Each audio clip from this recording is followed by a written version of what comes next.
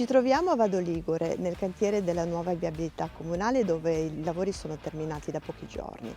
Qui abbiamo realizzato la nuova via Trieste con uno sviluppo di circa 1 chilometro, collegando la zona della Galleria Carrara con l'innesto sulla via Aurelia.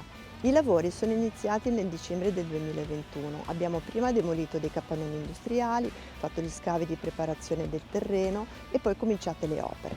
Pali di fondazione, opere in cemento armato, impalcati in struttura metallica, nel frattempo preparavamo i massetti stradali e poi tutte le opere di finitura. Grazie a questo progetto abbiamo ottenuto degli importanti risultati. Abbiamo ottimizzato la viabilità cittadina, abbiamo realizzato una rotatoria, allargato gli incroci stradali esistenti, ma soprattutto col viadotto che vedete alle mie spalle abbiamo potuto creare un collegamento in quota per i veicoli e per i pedoni e quindi abbiamo eliminato un passaggio a livello. Infine, con la realizzazione dei parcheggi, dell'illuminazione pubblica delle aree verdi, abbiamo recuperato degli spazi funzionali che prima erano in disuso.